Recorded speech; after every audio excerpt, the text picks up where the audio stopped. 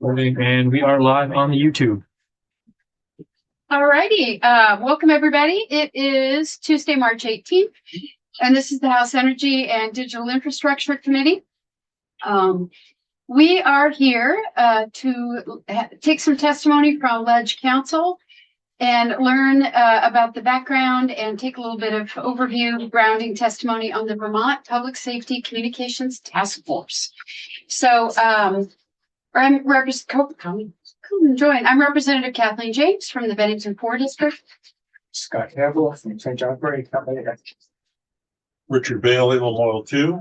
Chris Morrow, Wyndham, Windsor, Bennington. Michael Southwood, Caledonia 2. Christopher Howland, Rutland 4. Derek Torrey, Washington 2. Chittenden 13, Burlington. Laura Spillian, Wyndham 2. Jack Locker, Committee Assistant. For the record.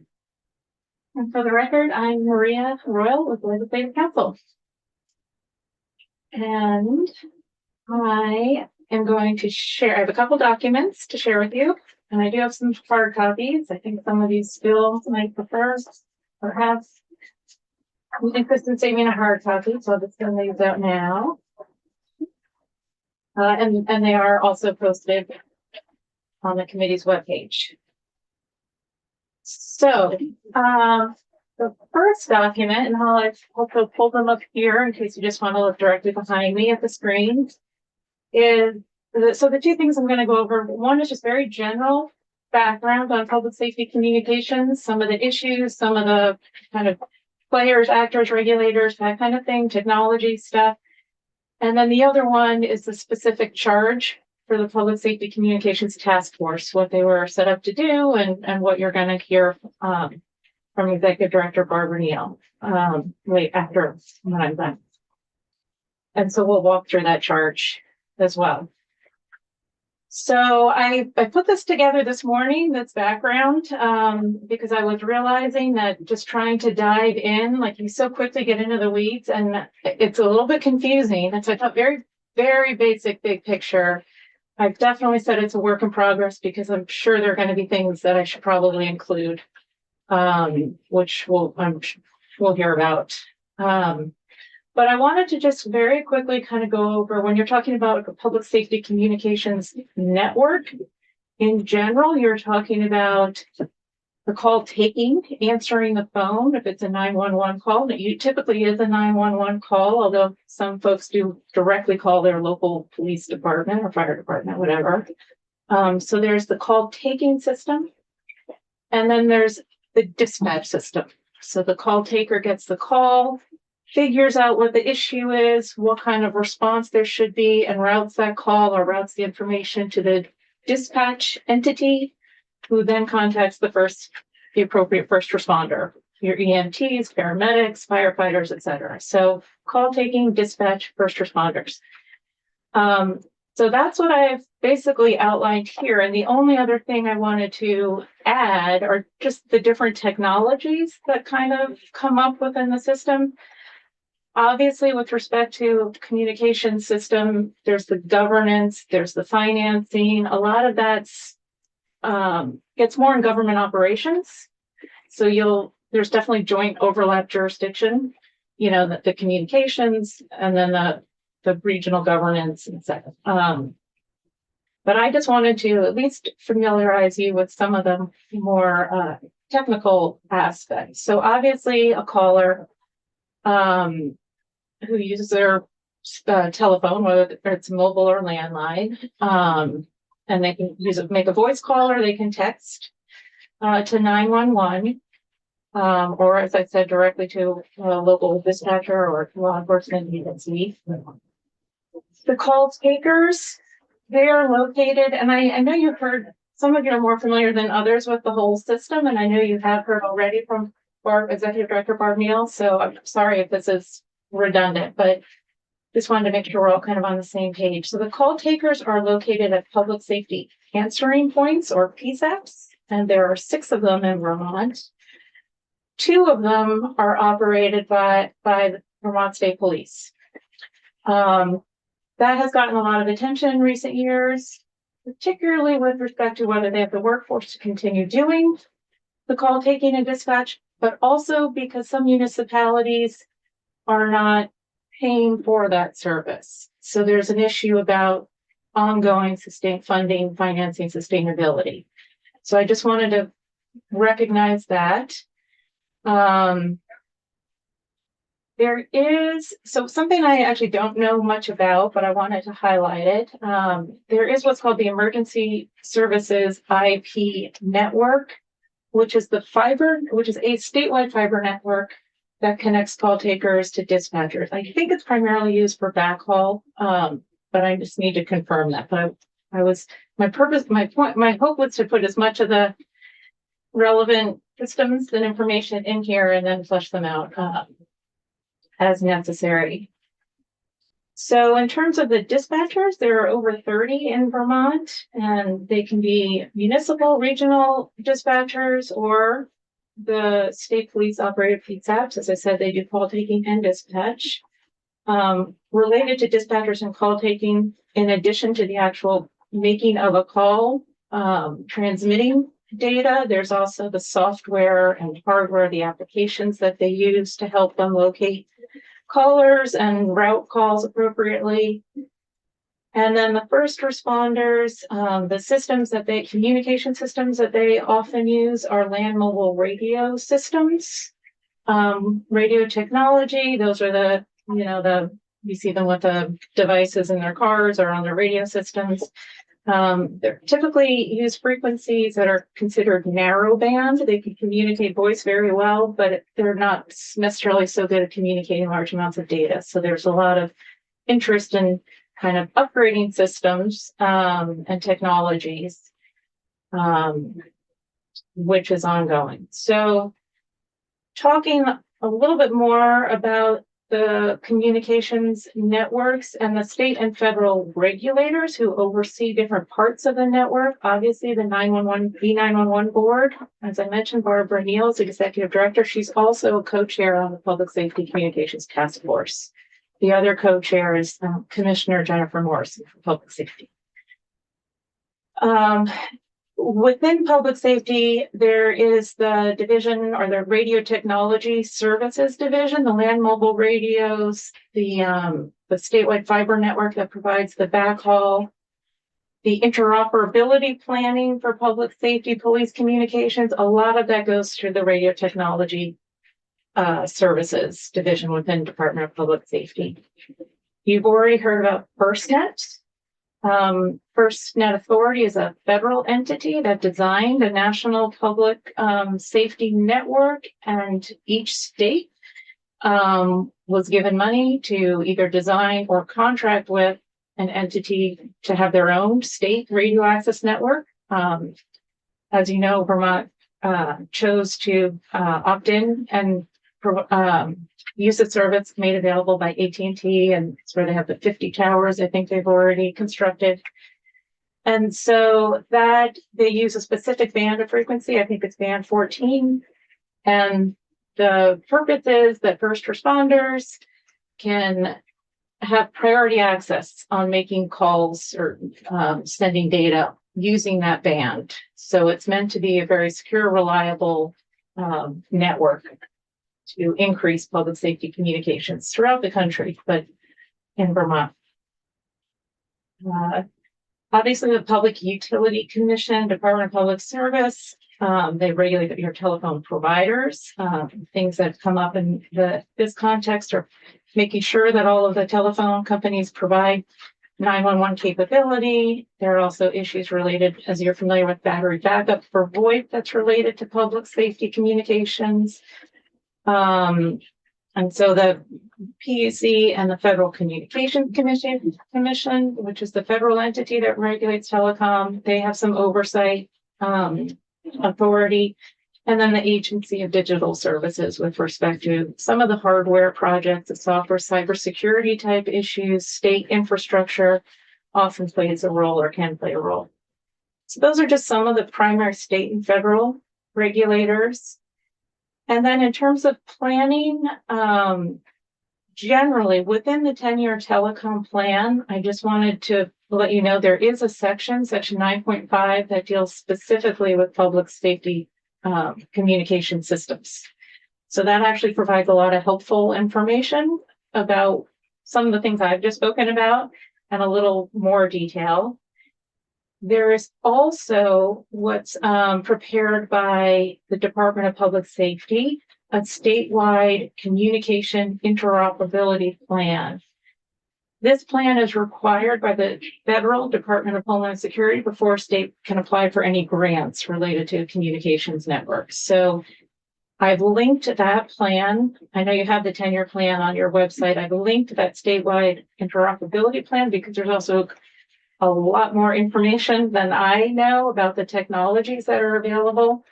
But it's the Radio Technology Services and Department of Public Safety that prepares that plan. So, Sorry, 1 second. Maria. yeah, sure. Jack, could you, when you get a sec, in Maria's testimony in this doc, which I'm sure you've probably already posted or will be posted, can you also download that plan and post it in the folder with Maria's memo? Relevant get a communication minute? technology. Not urgent, just want to make sure that whole thing shows up there too. Okay, thanks. And then very broadly, before we get to the task force, just some of the common themes that often come up with respect to a communication system. Obviously, reliability, redundancy, and that's with respect to the infrastructure. And also you often hear the term failover. So if a call doesn't make it to a PSAP or is not answered, make sure that that call can be routed to another PSAP or another dispatcher, those failover technologies. Interoperability to make sure that all of the relevant actors can communicate effectively with one another. The technology is compatible. Security, obviously, confidentiality, and making sure any data is secure and the systems themselves are secure. Financing, again, as I mentioned earlier, has been a big issue with respect to who pays and how much do they pay. And then the governance, accountability, workforce training and retention, ensuring that there are call takers, dispatchers that are properly trained. And then finally, oversight. So I also wanted to just mention in terms of background, and then we'll get to the charge. And you'll hear about the most recent report. And so this issue has been coming up for decades. It's one that I started to become familiar with in 2023, actually. And just before that, the legislature created what was called the Regional Dispatch Working Group. And it wasn't really clear in the charge what they were supposed to do because they reference implementing a new regional dispatch model. But there are no parameters on what that should be. So what happened, and look at how do we fund this? Come up with option for funding, call taking and dispatching. What they quickly realized, and when this issue then came up in 2023, it got a lot of attention in Senate Government Operations, and it was universally acknowledged that they did not have the resources to do what the legislature hoped that they would do in a very short period of time. But they did a lot of great inventorying and defining and honing in on what some of the issues were. And then that became the basis for the legislation that created the more recent task force, which came with a lot more funding and ability to hire consultants and persons with expertise. So, the report, I just wanted to mention, and Jack might want to post this too, That'd be great. 2022 report is linked here, but that also helps to, if you're interested in even more historical background.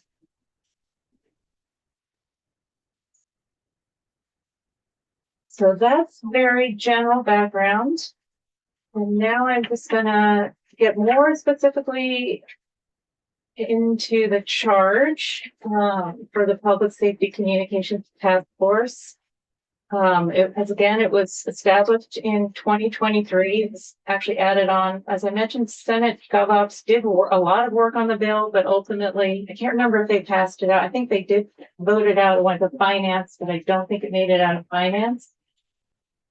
What their version was much more specific. They actually had statutory amendments and a plan that was a little bit different than what you see here. Ultimately, what the legislature decided to do was create a task force and then be very specific about parameters and what they hoped that the task force would come back to. So I am going to read subsection A word for word, just because it really sets out the purpose. It specifies that the General Assembly finds that protecting public safety and welfare is an essential function of state government, and it is in the public interest to establish a statewide, reliable, secure, and interoperable public safety communications system comprising integrated 911 call taking and regional dispatch systems, and to ensure that the system is equitably and sustainably financed and universally accessible by all persons throughout the state. That is the ultimate goal. B is just recognizing that there's a lot of good work going on already in some areas, and not wanting to impose obstacles on where things are working effectively, but to supplement or enhance those efforts. And so the task force oversees this whole process and manages all phases of development. There are 3 phases: design of a new system, the implementation, development, design, and implementation. Part of the development we'll get to is there's inventorying and looking at what the needs are, what's existing now, what are the budgets, what is available, and then designing a plan, and then eventually implementing that plan. So who's on the task force? Executive Director of 911, Commissioner of Public Safety, municipal official appointed by Vermont League of Cities and Towns, a representative from a PSAP, overseen by Municipal Police Department, appointed by the Vermont Association of Chiefs of Police, an EMT or paramedic appointed by the Vermont State Ambulance Association, one firefighter appointed by the Vermont State Firefighters Association, and the chair of the Regional Dispatch Working Group. So the earlier version of the working group was also a member of this group. And conversely, Barb Neal was a member of so there is there's overlap in membership. So the earlier group, the more preliminary group you mentioned, and this is the successor group, right? Yes. To keep you. Okay. Yes. Okay. This is that. Yes. More organized, better staffed, Yeah. funded, et cetera. A lot of funding was a big issue. Great.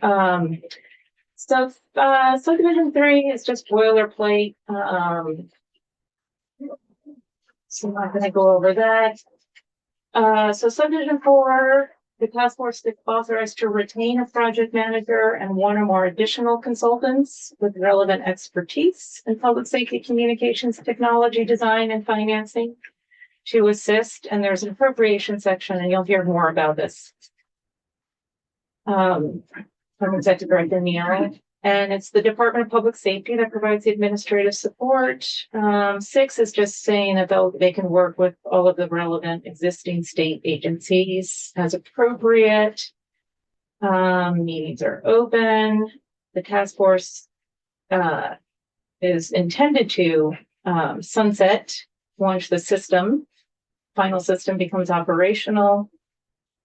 So as I mentioned, there are 3 phases. The first one, the development, is really data collection and analysis. And so you can see here are all the things that on subdivision 1 and then A, B, C, D. These are all of the things that the task force was asked to do and collect inventory of existing, I won't go through in detail, of existing infrastructure and equipment, personnel, availability, the spending on dispatch, whether it's by the municipality or federal, state, or other appropriations, any fees that are collected. D is dead zones, so areas where there isn't enough telecommunications infrastructure to support land mobile radios or cellular service. E is a needs assessment related to dispatch. areas that are vulnerable, that might not have the capability or may not in an ongoing way. And what is currently provided by dispatch and any other information deemed necessary. And then in terms of the design, there was a preliminary design that was submitted last year, and what you're going to see in this report today is the final design. So as part of this report are technical and operational standards related to the interoperability, ensuring that the upgrades are done in a timely and sufficiently financed way, the databases are secure, there's cybersecurity standards, continuity of operations, redundancies, workforce training, resource allocation plans, reviewing budgets, a recommended governance model for regional oversight and management, cost estimates, and then financing options for your consideration.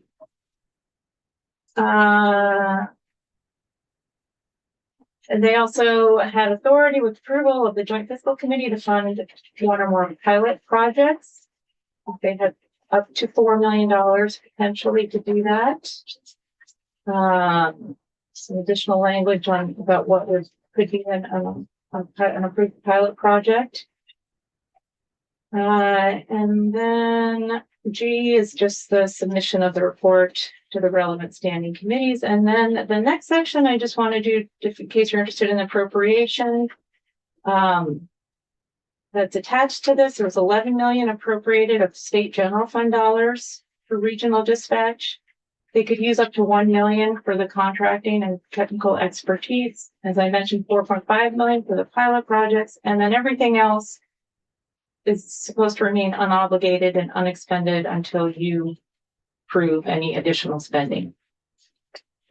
And then just ensuring that in addition to that 11 million, there's also some federal funding, $9 million of federal funding, congressionally directed spending to support a transition to a statewide regional communications network. So this next section just says coordinate, make sure that any efforts those federal dollars is in line with what you're doing and proposing from this task force.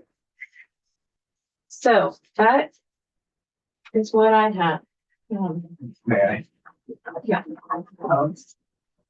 Very general fund appropriation now to support the system that we have now.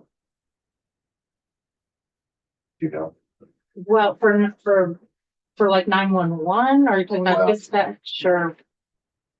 it's all Yeah. a big complicated system. It is a complicated system. Oh. So 911 is funded under the Vermont Universal Service Fund, right? That's part of that Yeah, right. fee that everybody pays on their telephone line. A big portion of that 5 million of like the 6 million roughly goes just to 911 for call takings. And that's. I guess it has to be appropriated every year, doesn't it? Yes, Yes. it does. Is that the only? Go ahead, sorry. Well, I was going to say that there's also there are appropriations for Vermont State Police, the operation Right. of the 2 PSAPs. I don't know if there are other appropriations for dispatch or if that all comes from municipalities that are currently paying for those services. Okay. So that's an excellent question. And as far as it's sort of a general background question, since it's been talked about for decades, what is the perceived shortcoming of the complicated system? What are the shortcomings that we're trying to address? Is it the complicatedness of it? Is it the complexity? Is it the dead zones? Is it the cost? Is it all those? It is kind of all of those. Uh, And I think part of it's what is, with the dispatch in particular, there's no model, like a statewide model for regional dispatch. And so wanting to make sure that dispatch or even call taking that are not operating in silos, that they can work with each other, they can provide backup if necessary, and that everybody's device however they're communicating, is interoperable with the overall communication system. So that could be your hardware or software, it could be the frequencies that you're operating on, the different bands. So there's just that wanting to ensure that there are some standards so everybody is moving in the same direction and not unable to communicate if necessary. There's the redundancy, and we're like making sure that systems don't go down. If they do, that there's battery backup, there are things to keep generators. And then another big issue is the cost, who pays for it and how much. As I mentioned, some municipalities are not paying for dispatch services from the 2 state-run PSAPs. So they're not paying anything at all. There's some inequity there. And so trying to figure out, how do you come up with a model? If it's by state budget, is it by how many calls are received in that catchment area? How many people, what's the population? That was part of what was discussed a couple of years ago, trying to come up with a formula that was fair and, you know. But somehow it works now. Somehow the system works. It Pretty works pretty well now, but there have been many people who've said there's some vulnerabilities. It's not sustainable. And if we don't invest and organize, there could be serious problems. So Thank you. Very helpful. Is there also an equity issue geographically? in terms of where, Yeah, how well the services are being delivered. I think that's true. That different entities provide different levels of service, but just wanting to make sure every caller, wherever they are, can reach somebody and get a timely response. Okay. I think, Jack, do we have our next, oh, yeah, Brett Bailey? Getting back to the 6 PSAPs, so 2 of them are run by the state police. So, and 2 of them runs the other 4. I can tell you, but I have to grab my notebook here because I don't remember off the top of my head.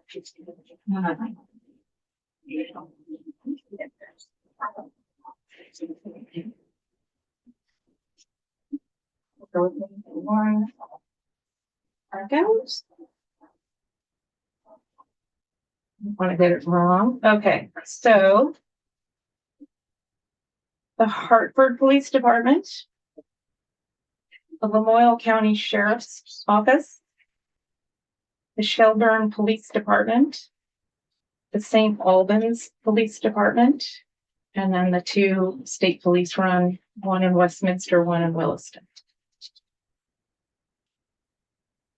And which towns, who wasn't paying their, I don't remember which towns specifically weren't contributing for the service. was that at the state run ones? I believe that's correct. But for Neil can confirm, make sure. Thank you. So where a 911 call is received is dependent on what, where you're calling from. Where does which one of these PSAPs pick up which call? So I think they each have their own catchment area, regional catchment area. So wherever the caller is, it's routed to the appropriate feedback, which then knows all of the dispatch in that area where the caller is. So basically, so I'm assuming by landline, it's pretty controllable. And then cellular, it's by the antenna that is most probably going to pick up the call. And then any of these PSAPs have some sort of redundancy to transfer it to the appropriate. When it turns over from caller to dispatcher, it makes a transition. Yeah. And yes, and so there are requirements about, particularly with cell phones, mobiles, that you have to be able to identify the location. Its phone needs to be able to have that capability so that location of the caller can. And Barb knows a lot more about those. That's what I was 911 just sites. going to interject. We've got our next witnesses here to join us. So if we could hold questions, because we have the actual co-chair of the Public Safety Communications Task Force here with us. We have her scheduled at 1:30, so I want to move along to her. So if you have questions that did get answered, just hang on to them for Barbara Neal. So welcome, thanks for joining us. And if you could identify yourself for the record, that would be great. Sure, thank you. I'm Barbara Neal, Executive Director of the Enhanced 911 Board and co-chair of this Public Safety Communications Task Force that we're here to talk about today. Great. Are you ready for me to jump right in? We are. Did you have written testimony or just gonna? I do, and I submitted it late, but should be sent over to Jack, and I'll share some on my screen as well. I'm actually just noticing that Commissioner Morrison has joined us too. She's the co-chair. If you'd like to me to introduce her as well. That'd be great. And we do have your testimony. We've got hard copies and it's posted on our website. So I was just behind the times. Okay, great. Okay. And there she is. Commissioner, do you want to introduce yourself and then I'll jump into things? Yes, thank you, Barb, and good afternoon, members of the committee. It's a pleasure to be here. My name is Jennifer Morrison. I am the Commissioner of the Department of Public Safety, and I co-chair the Public Safety Communications Task Force with Barb. So she is driving the bus today. I am here to answer any questions that require a tag team effort, and I'll let you carry it away, Barb. Great. Thank you very much. I am going to share my screen here. I hope. There we go. Can everybody see that? Yep. Yeah. Okay, great. And there we go. Okay. I listened to much of Maria's testimony, so there may be a little bit of repeat here, but perhaps I'll go down into a little bit more detail. Her testimony was pretty high level, so hopefully we'll get some of your questions answered. As Maria mentioned, the task force was formed in 2023 by Act 78 and was tasked with the planning and implementation of a reliable, secure, and interoperable statewide public safety communication system. That system is to be equitably and sustainably financed and accessible to all. So to that end, the task force has been meeting on a regular basis since June of 2023. We've had over 40 regular meetings, 10, 12, maybe 15 at this point, special meetings, all in an effort to get this work completed. So let's move on to the next here. Here is the overview of the task force membership. So myself and Commissioner Morrison in the upper left corner. Maria mentioned that the chair of the Regional Dispatch Working Group, an earlier effort, is on the task force. That is Paul White. He is our vice chair for the task force. He's also the former chair of the Barrytown Select Board. We have Jim Mack from the PSAP, from the Shelburne PSAP, who represents a PSAP, which is Public Safety Answering Point, that is overseen by a municipal police department. Mayor Mike Dunges from the city of Rutland is the appointee of the Vermont League of Cities and Towns and our municipal official representative. The Vermont State Firefighters appointed Chief Ron Kumetz from the Alberg Fire Department. And our EMS community is represented by Michael Wright, Chief Executive Officer from Calex Ambulance. During the early to mid part of 2024, the task force hired two consulting teams to help with this work. The first team was hired as our project management team. That is a company called Televate. These two individuals from Televate actually work to keep the task force on task and thinking about the things that we need to be thinking about at various parts of the project, and truly are serving as our trusted advisors in this work. In addition to Televate, we have hired Mission Critical Partners as our system planning vendor.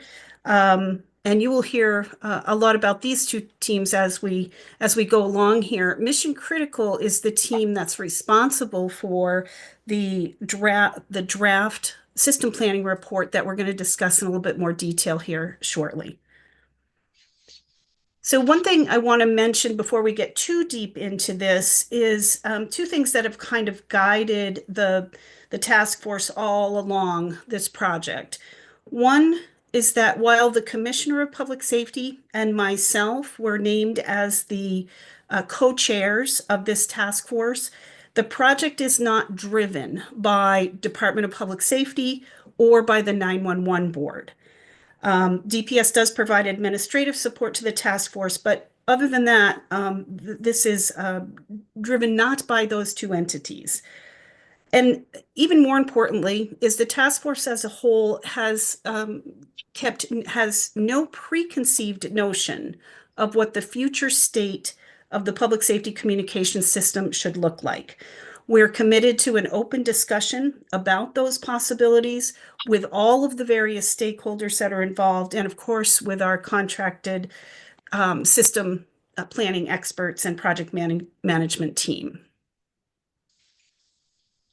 So a quick update on where we are. There, Maria outlined a lot of the work that was that the task force was assigned, if you will, from Act 78.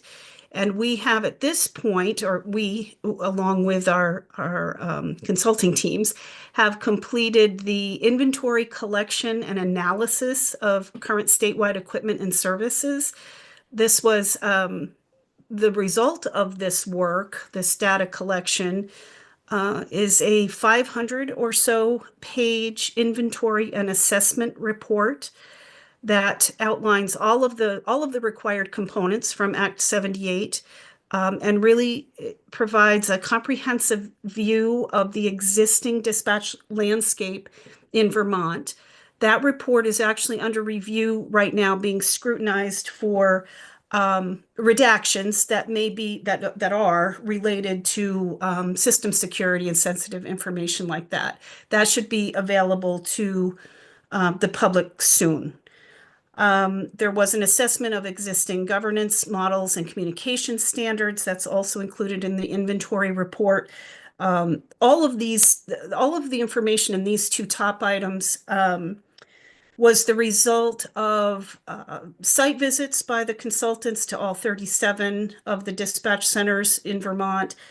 There were a number of town halls where we engaged directly with stakeholders and legislators who had an interest, obviously, in this project.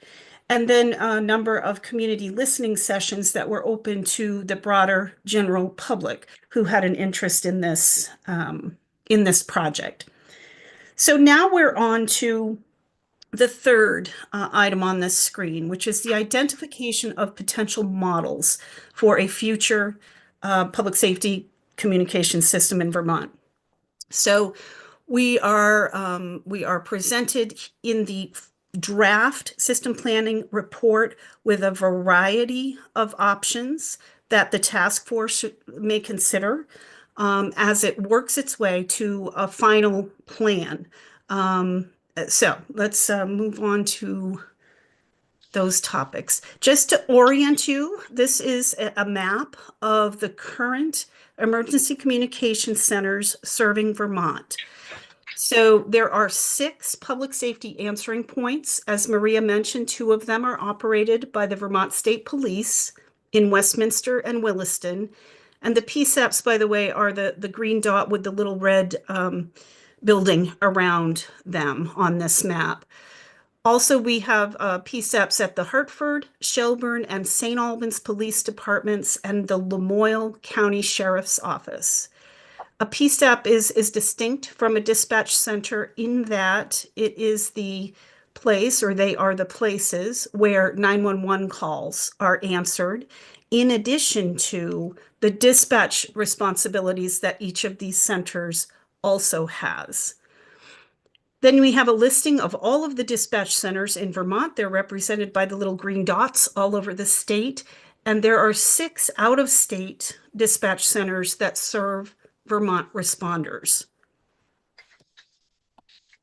So speaking of, I jumped too quickly to that other report, but the draft system planning report was released earlier this month. It is out right now for public review and input.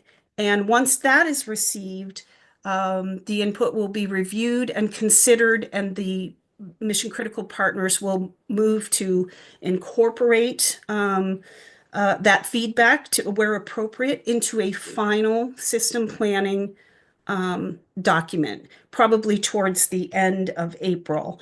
So today what I'm going to do is highlight some of the high-level findings and recommendations from the report. That report, by the way, was emailed to you earlier this month, and so hopefully is available on your website as well. So here are some of the, well, here are the identified areas for improvement that were found in the mission critical report. Number 1 is there is a lack of a cohesive statewide system.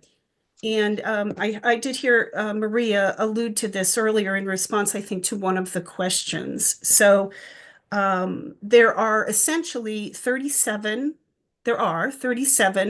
individual agencies, and from that interact with each other, but there are multiple opportunities for better integration between the 911 system and each of those centers and among those centers themselves. So this is what we mean by there's an opportunity to move towards a more cohesive statewide system.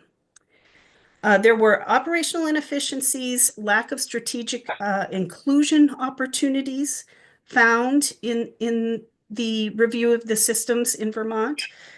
Certainly, there are staffing shortages that nearly every agency in Vermont is struggling with, and in fact, nationwide, staffing shortages are certainly an issue in emergency communications. There were some training gaps identified within the dispatch community or the dispatch landscape in Vermont. Technological limitations and infrastructure issues. So how all of these systems interact with each other, there is room for improvement. There is definitely a lack of failover or backup rather, capabilities that were identified, and these were known throughout the state. So this is something that we'll take a close look at, or that the report took a close look at. The fragmented public safety wireless communications. This is speaking to the difficulties that exist in the radio coverage arena. And then cybersecurity vulnerabilities. There's always a need, obviously, to have protection against cybersecurity threats. These were assessed, and areas for improvement were found there as well. I'm going to take a breath here and see if there's any questions from the committee, and or if the commissioner has anything she'd like to add at this point. I think we do have some questions, but if the commissioner would like to. I think she's doing an amazing job. So Okay, Rep. Clapton? Sure. On the first bullet point here, lack of a cohesive statewide system, can you give an example of the kind of problem that has caused?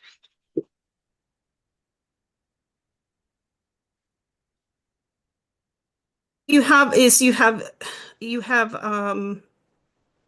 opportunities for improved communication. So what I speak to best is how 911 interacts with these dispatch agencies, right? There is a statewide 911 system that's overseen at the state level by the 911 board. And the way we get our information to each of the dispatch centers, depending on the emergency, it could be improved if there were uh, suitable CAD systems or like a statewide CAD system that everyone was using and had the capability to interact better with the 911 system, that would speed up the rate at which calls are transferred and then therefore speed up response times to I can give you an emergencies. example, Barb, if you want me to jump in. Sure, yep, go right ahead. So I'll use Barry as an example, and I can't, sorry, off the top of my head, remember if it's Barry Town or Barry City. I think it's Barry City. Under the current construct, you will see that fire and EMS are dispatched for incidents inside the city boundaries by one dispatch center, but the Barry Police are dispatched by a different dispatch center. So you now have two dispatch centers trying to get apparatus and people out the door to address an incident inside a jurisdiction. The same is true up here in Grand Isle County, where the sheriff's department is dispatched by a different dispatch center than fire and EMS. Now, all of those sort of disconnects are opportunities for failure or for information to fall into a crack. So that's just one example of this bullet point really is pointing out to that there are no operational standards for consistency across the 37 systems, the 37 dispatch centers. Each center does things their way. It's an absolute demonstration of local control. So there lack of standards, lack of predictability about how people and equipment are dispatched, and too many opportunities for info to fall into a crack. So those are just a few examples of what you asked about. That's great. Thank you. Other questions right now? Okay, I think no more questions right this very minute. Okay, great. We will move on then to, here's a summary, again, very high level of the future state recommendations that were provided in the Mission Critical Report. There are 5 of them listed here. The report points out that progress in any one of these, and especially in the first 3, would probably lead to, or would lead to, improvements all across the system. So that's something to keep in mind. And also, if you're reading the report, when you get into the multitudes of options for how to implement these recommendations, you should keep in mind that they don't all have to happen at once. The task force will need to chart a path through all of those options, but they don't all need to happen at once, but they are laid out there very nicely in almost like a menu of options, a good, better, best type series of recommendations. So at a high level, though, those recommendations include the legislatively supported baseline performance metrics, training, operational and technical standards, essentially, a consistent policy statewide on how emergency communications is to be run, and operations standardization. One of the recommendations is the implementation of CAD to CAD functionality. CAD means computer-aided dispatch. Having CAD systems that can talk to each other and exchange data helps improve, as I mentioned, call and information transfer times and therefore emergency response times. That implementation of that CAD to CAD functionality might be considered with either the existing CAD solution or with a new statewide CAD solution that allows for consistent call handling policies and procedures. The third recommendation was to consider a strategically phased reduction of regional dispatch centers in parallel with alignment of PSAPs under a non-law enforcement authority. So we have, as I mentioned and Maria mentioned, 6 public safety answering points in Vermont and 31 other dispatch centers serving Vermont. And so the report includes, as some of the options, what the task force might want to consider and stakeholders might want to consider for reducing the number of some of those 31 dispatch centers. There's a lot of discussion and options contained within that section of the report. So that's worth taking a look at. Regionalization of wireless communications. Again, this is the LMR, the radio networks and systems and improvements there could be helpful. And then a formalization of the statewide governance body. Barb, could you, or maybe you're planning to do this, with a lot of areas we have, deeply overlapping jurisdiction with other committees, and a lot of this work is probably DevOps, but I'm curious to learn more about the regional, I want to make sure that we're focusing on, that we make sure to ask good questions about the areas that might specifically turn up to be within our jurisdiction down the road. So I think this overview is critical. And I want to make sure as we go along that I'm trying to stop and think, okay, that could be something that we really need to pay attention to. And so I'm wondering about regionalization of wireless communications. Yes, and I think, whoops, sorry, I didn't mean to advance the slide. So this is talking about the LMR networks, the radio networks in Vermont, which is not my wheelhouse. So I'm going to call on the commissioner because I think she could add a lot to this. I think it is something that this committee will want to be aware of and be kept informed on. And I'd also add that things like the CAD to CAD functionality is also something that you would want to be paying attention to as that relates to, IT systems throughout the state. So Commissioner, can you take the radio questions? Yes, I can't take them too far, but I can give you farther than I can. Right, I can give you the kind of high level canopy discussion. So there are recommendations in this draft report that touch on the existing state-owned infrastructure for a land mobile radio network. However, what I know from being a police chief in 2 communities is that there are municipal and county governments all through the state who own all or portions of their own land mobile radio network. And what one of the future opportunities might be that would be of interest to you all is how do we stitch them together? How do we find a fair way to leverage all of the existing land mobile radio assets in a way that benefits all first responders across the state? So really understanding not just the state's land mobile radio assets, but the entire inventory across the state, that's an important piece of this puzzle. There's also some look at this project and have said, this is our opportunity to get ubiquitous cell service, because if people can't call for help, then we really don't have an effective emergency communications system, right? That is not something that the task force has made a priority. We did not task our consultants with doing a plan on how to get wall-to-wall cell service in Vermont. However, that is a discussion that comes up from time to time and may be of interest to this committee.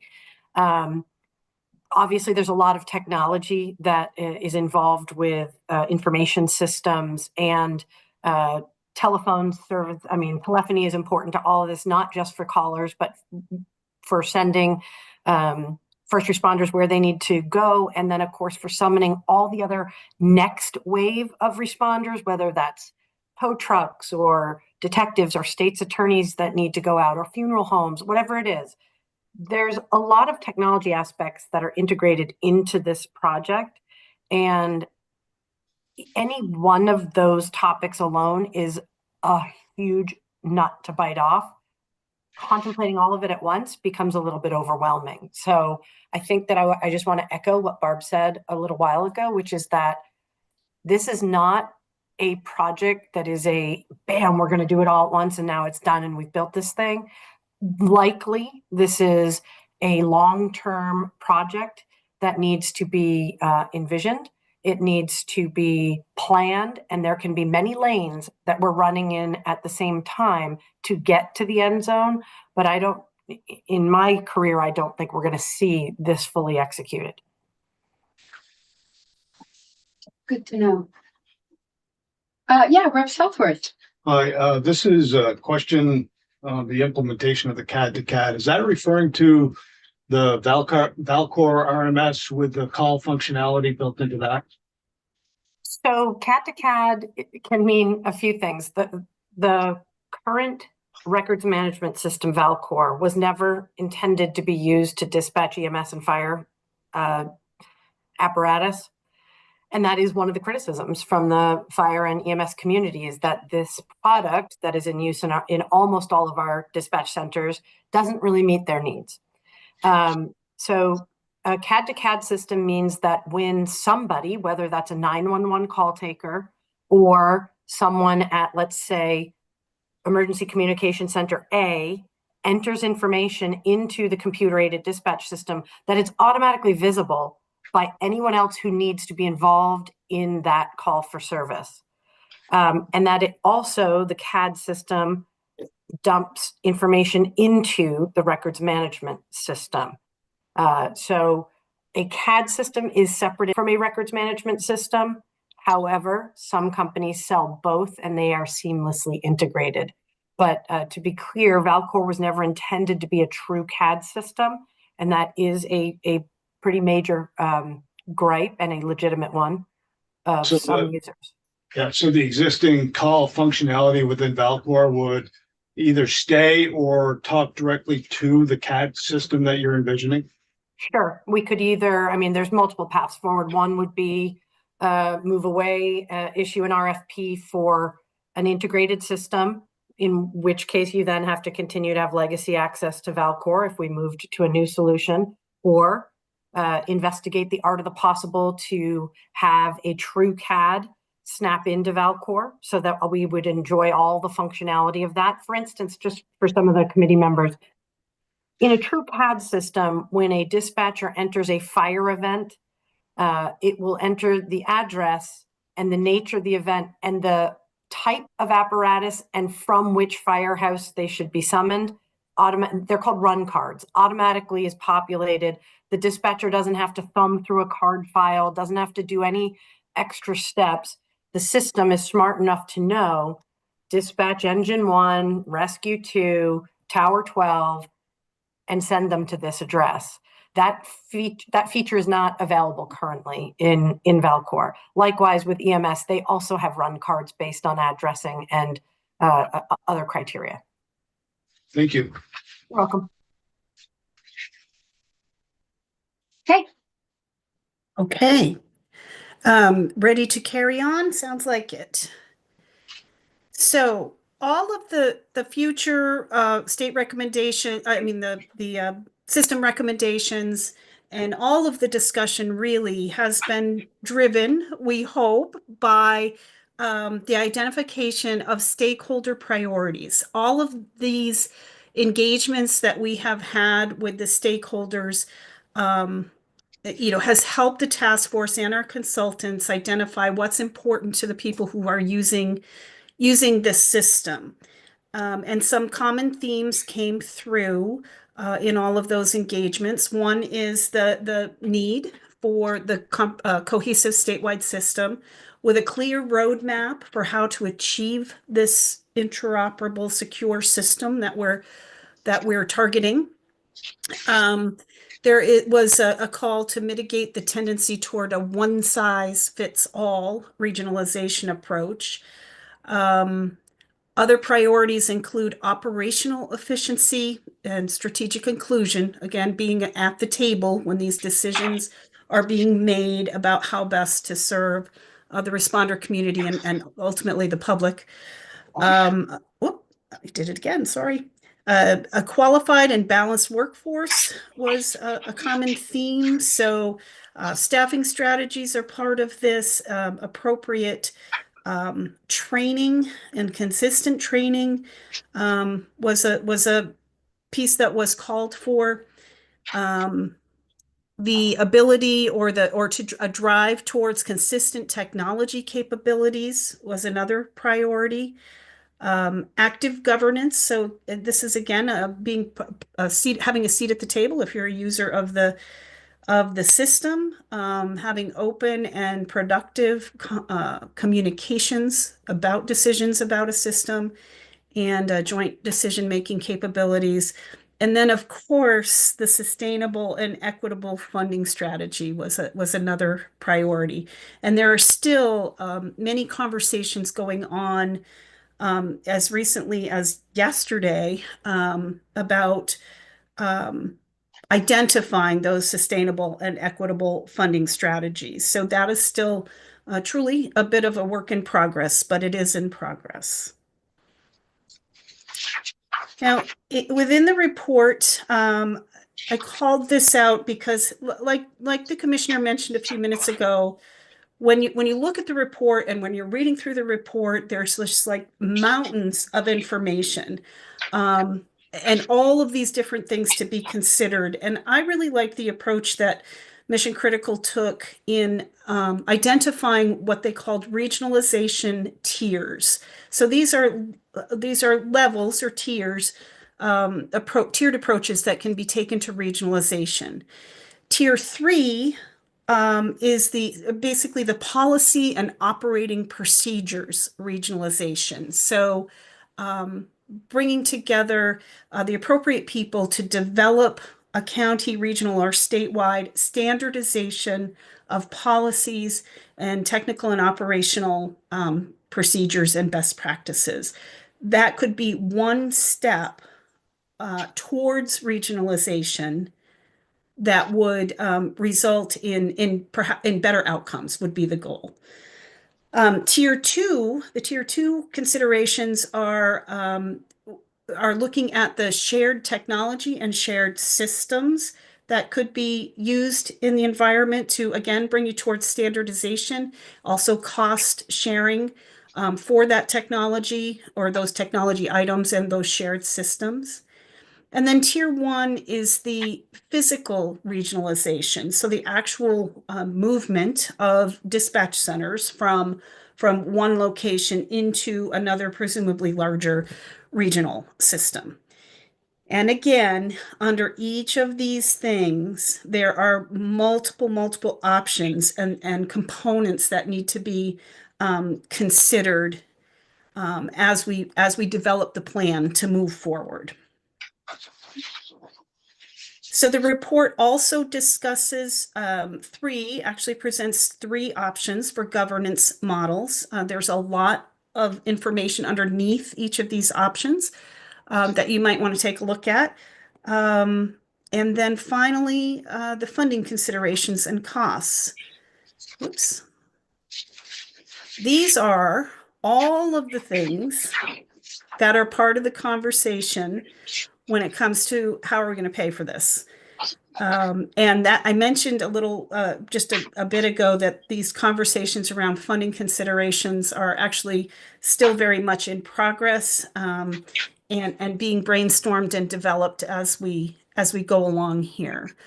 But these are some of the things that need to be taken into consideration. Next steps I want to review very quickly with you. We have public listening sessions. One was scheduled for today. Commissioner Morrison was at that. She might have an update on that. We have another scheduled in 2 days. These are the sessions that are open to anybody, general publics or responders, legislators, whoever. Then we are accepting public comment on the draft document through the end of March. Following that, there will be a task force review of the feedback in consultation, of course, with our consulting teams, with Televate and Mission Critical. And then likely towards the end of April, all of that feedback will have been reviewed and digested and incorporated as appropriate into a finalized system planning report. Again, that's towards the end of April. And that is what I have for you for today. I'll pop up our website and email address, though I'm sure you know how to reach us whenever you need to. And I'll hand it back to the chair. Thank you. Just a couple slides back, sorry, on the role of the legislature. I think you had a couple of funding considerations and costs. Yep. Sorry, yeah. Let me get through these. Oh, sorry. There we go. How's that? That's great, thanks. So the final report's going to be published before too long here. And do you anticipate that it'll contain specific legislative policy or funding asks that we need to take a look at this year or next year? Or do you think it's going to be broader than that? I think the final report will be broader than that. And then, as the task force reviews and makes decisions about the content of that report and the various options for planning, that's when we may develop or will develop our list of legislative asks that may relate to any of these things. So policy or standardization or funding. But I don't anticipate that we're going to be coming to you with an ask this session. And having said that, there is a pot of money. There's the $11 million of general funds that was set aside, if you will, for this project a while ago now. Yeah. We're authorized to use, I believe it's 1 million of those funds for our consulting work. 2 million, thank you, Commissioner. Up to 2 million of those funds for our consulting work. So we will have access to that as we go along. And then there's another chunk of that was set aside for us to request for the use in potential pilot projects. But I want to stress we're not there yet as to whether or not there will be or should be pilot projects. But there is, so the funding is addressed at this point for this part of the project. Okay. Yeah, I was going to ask about the pilot projects, but like you just said, we're not there yet. So right. All righty. Questions from committee members? Okay. Well, this was, for me anyway, really helpful. And maybe we'll see if we have a committee member who's really interested in this work and would like to kind of follow along. So that if we need to, take further testimony or be ready for anything next January to move quickly on, Sure. We're sort of, here now and getting up to speed. And if there's anything that we need to think about over the summer or fall, or be ready to move on quickly next January, I want to make sure we're ready to do that. So we are happy to keep you informed and can direct information to whoever you need us to. And it would be great if you had someone who wants to geek out on this stuff, because there's so many rabbit holes that a project of this magnitude goes down, that it's very hard to get people up to speed. And we're already almost 2 years into this work, and at times it's hard to convey, all how we got here, right? So it would be great if you had somebody who wanted to stay abreast and check in with us from time to time. We would welcome that. Do you anticipate, and then I do see you, Rep. Helen, do you anticipate going forward, because we then always want to make sure that we try to stay organized in the legislature, which is just really hard. But it would be, I already mentioned earlier, I think this would be a big GovOps topic, and I've already checked in with the GovOps chair. Maybe they want to assign somebody. Are there any other committees that would be on your radar that you think, if we want to put together a little working group, we want to make sure we include besides probes? Well, appropriations for sure. Senator Ruth Hardy is the one who architected Act 78, and I know she has changed committees, but I still think that she has a sincere interest in this topic. So it would, in terms of having the long view of the intention, the legislative intent, I think she would be very helpful to this process. Okay, Um, I think a Senate Finance as well has a role here. yep. All right. Great. It's nice to be here just long enough to start thinking that we could actually get on top of things for next year. It takes a little while to get up and running. Definitely.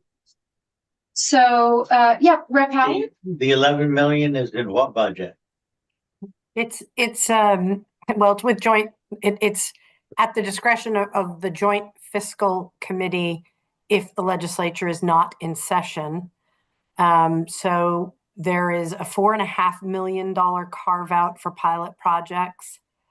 There's another $4.5 million in reserves somewhere. I can't tell you whose budget that's in. It's not in mine.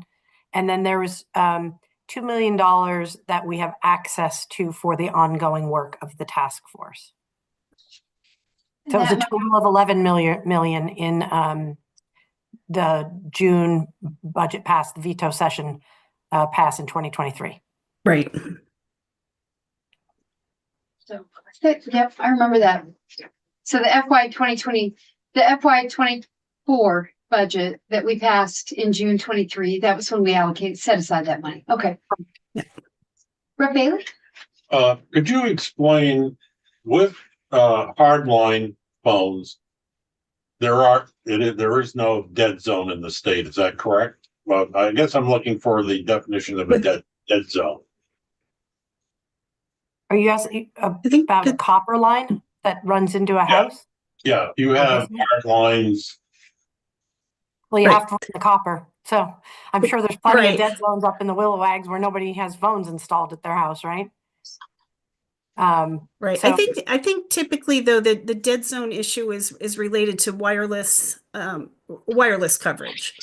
You know, where there simply is no wireless service to access in that area. So is that what you're getting at? Yeah, and if you identify, but if there's landlines that are available, then they can get into the 911. Yes. Yes. Have you identified all the wireless dead zones? Well, that there is some work that was done as part of this study for that. Also, the Public Service Department did extensive drive testing to map wireless coverage, at least in the traveled portions of Vermont. Maybe beyond that, I'd have to take a look at that report again. But that was designed to give like a realistic picture on the ground of what the wireless coverage is in Vermont, as opposed to the information that is provided by wireless carriers, which is I'm trying to think of the best way to word this, is more generous in depicting coverage than may actually exist on the ground. Great, thank you. Mm-hmm. Any other questions, comments? Okay, we will be in touch about any kind of little informal working group. Great. All right. Look thanks forward to it. Appreciate Thank it. you. Thank you very much. Take care. Yeah. Thank you. Thanks. Jack, we Bye-bye. can be live. Thank you again. Those some maps are in that big indication of regulations plan. Yeah, it's a pretty extensive mapping of wireless. Yeah, Corey Faithful's that. I did. That was the guy who drove around. Yeah, he was at the Department of Public Service. who Yeah. Did that. So that was safety. All right. So, give it some thought, folks. And if we have a member, who would like to follow this, draft report, maybe somebody who hasn't taken on, is looking for something to do. If we have a member who would want to kind of follow along with this work and stay on top of the final report and, maybe work with somebody from GovOps just to make sure we're, following along, that would be great. Just let me know. And then we discussed this a little bit earlier, but we've got a little bit more testimony to take this afternoon from the Department of Corrections. And maybe Rep Morrow can fill us in. I don't want to put you on the spot, Chris, but sounds like there's been some progress and updates, and over to you. Yeah, well, we had gone back to them to get a little more clarity because the RFP they sent out was old, and we had some concerns about updating their numbers with and ADS involvement and all that, and so that has started to happen. They haven't got a whole RFP process rolling, but they did rearrange. Instead of deciding to buy a new system, they're going to lease it, which is what brought the number down to roughly $1 million as initial outlay, and it would enable them to keep the technology current. And they had some other operational reasons for doing that. And they are working with ADS. I think that might have been an ADS recommendation, actually. They are working with ADS. I don't know whether we've gotten an updated ADS sheet, whatever that formal sheet is that they put out, because they're probably waiting for the response to an RFP. But they've been coordinating, and I'm sure Commissioner Demo will bring us totally up to speed, but they did ask for an updated approach letter to clarify where they're at right now. Great. Okay. So I sent to Jack, and he'll get it posted soonish here. The corrections committee did write an updated letter. It's not their final letter. It's very much just a draft. But the idea is that it would be a joint letter from us and from the corrections committee to the appropriations committee and the broadband board.